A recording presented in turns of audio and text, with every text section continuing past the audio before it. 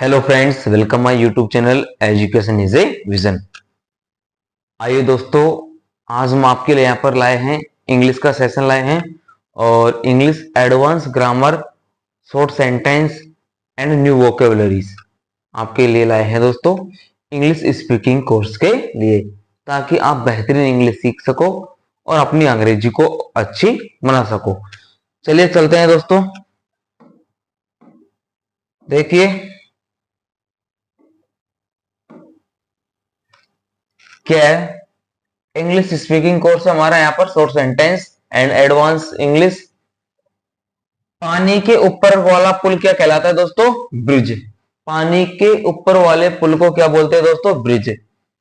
सड़क के ऊपर वाला पुल क्या कहलाता है दोस्तों? फ्लाईओवर। सड़क के ऊपर वाला पुल क्या कहलाता है दोस्तों? फ्लाईओवर। किराए का घर जिसको क्या बोलेंगे? हाउस। किराए के घर को क्या बोलेंगे? हाउस। जो अपना घर हो, होम।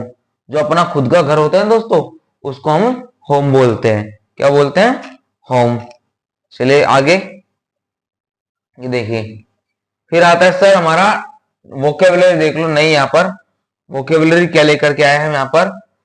डेमोक्रेसी यानी होता है सर लोकतंत्र।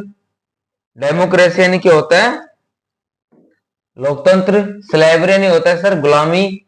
रिबेलियन यानी होता है विद्रोह। प्रोटेस्ट यानी होता है आंदोलन। बॉयकट यानी होता है बहिष्कार। और रोलिंग पिन यानी होता है दोस्तों बेलन। पास्ट्री बोर्ड यानी होता है चकला। इसके बाद में देखो सर, टॉन्ग्स यानी होता है चिमटा। सिकल यानी होता है हसिया। शिव यानी होता है छलनी। चिरनर यानी होता है मथनी। ग्राइंड स्टोन यानी होता है सर सिलवट्टा। नट क्रैकर मीन्स होता है सरोता। सोवर मीन्स होता है फुहारा। ब्रूम यानी होती है झाड़ू। तो यहाँ पर ऐसे हम कुछ नए वर्ड्स, नए मीनिंग्स आपके लिए लेकर के आए हैं।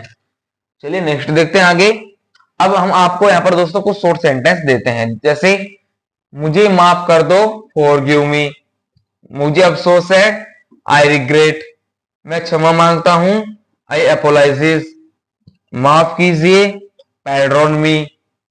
मैं तुम्हें थप्पड़ मार दूंगा, आई विल स्लैप यू। मैं तुम्हें गाली दूंगा, आई विल एब्यूज यू। तो इस प्रकार के दोस्तों यहाँ पर शॉर्ट सेंटेंस है। ठीक है, चलिए आगे बढ़ते हैं दोस्तों।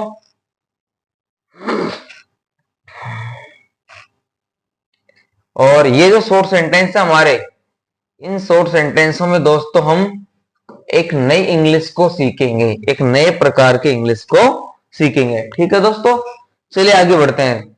देखिए अब यहां पर एक नियम है दोस्तों, और वो नियम क्या है कि सी है, जो सी के बाद में आई ई वाई आते हैं तो उसको सह पढ़ते हैं, अन्यथा कै पढ़ते हैं। ठीक है, इंग्लिश का एक यहाँ पर नियम है, उसके बारे में थोड़ी चर्चा कर लेते हैं। जैसे देखो, सी को स या कै कब पढ़ते हैं? ठीक है, किसी भी वर्ड में अगर सी के बाद आई ई वाई रहे तो सी को स पढ़ा जाता है।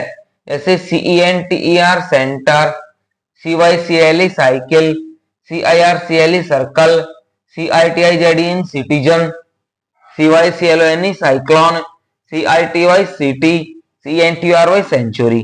ठीक है दोस्तों, ये वो मीनिंग है जिनमें सी के बाद आई ई वाई आ रहा है, और सी के बाद आई ई वाई आने पर सी को से पढ़ा या लिखा जाता है। ठीक है, चलिए आगे बढ़ते हैं। फिर बोला जाता है सर उसके बाद, सी के बाद जो भी वर्ड आए, जो भी वर्ड आते हैं सबको कै पढ़ा जाता है। CUP cup, CAT cat, camel, cow, cricket, com, ऐसे बहुत सारी मीनिंग आ जाएंगी। यानी आई ई वाई के अलावा और कितनी भी मीनिंग हो दोस्तों, और कितने भी अक्षर हो, उन सबको कै ही पढ़ेंगे। ठीक है, चलिए नेक्स्ट। अब यहां पर दोस्तों आप डब्ल्यू एस वर्ड्स को देखिए, डब्ल्यू एस वर्ड्स की फैमिली। वाट यानी क्या, रीजन पूछता है दोस्तों, रीजन फॉर वर्क ना, किसी भी काम का रीजन पूछना। वहन यानी कब, ये सर टाइम पूछता है, समय पूछता है। वाई यानी क्यों, वाई यानी क्यों, ये भी रीजन पूछता है। ये रीजन, वाट यानी क्या, ये घटना पूछता है। ठीक है, ये कोई भी कारण पूछेगा, ऐसा क्यों हुआ। वेयर यानी कहां, ये प्लेस पूछेगा दोस्तों, स्थान पूछेगा, वो मैंने किसको, ऑब्जेक्ट पूछेगा। ये क्या पूछेगा आपसे, ऑब्जेक्ट पूछेगा। ठीक है, फिर आगे आते हैं, विच यानी कौन सा, विच यानी कौन सा दोस्तों, ये भी ऑब्जेक्ट पूछता है एक प्रकार से, किसी में सिलेक्ट करवाना हो, ये और यानी तुम्हारा, वो यानी किसका, ऑब्जेक्ट पूछेगा। ठीक है, वे यानी हम लोग, सब्जेक्ट है। उसके बाद दोस्तों हाउ यानी कैसे, ये कैसे हुआ, ये रीजन पूछता है। हाउ मच कितना, ये मात्रा पूछता है दोस्तों। हाउ मैनी कितने, ये भी मात्रा पूछता है। ठीक है, हाउ ओपन कितनी बार, सिंस व्हेन कब से, अंटिल व्हेन कब तक, विथ whom किसके साथ। तो दोस्तों ये थे हमारे WH वर्ड्स, और अन्य जो हमने थोड़ा बहुत इसमें पढ़ा जाना अंग्रेजी के बारे में, ऐसी और वीडियो भी हम डालेंगे शॉर्ट सेंटेंस की, नए नए वोकेबुलरीज की, ताकि आप अपनी अंग्रेजी को एक बेहतरीन बना सको और एक नया प्लेटफॉर्म अपने आप को दे सको। ओके दोस्तों, धन्यवाद। जय हिंद, जय भारत।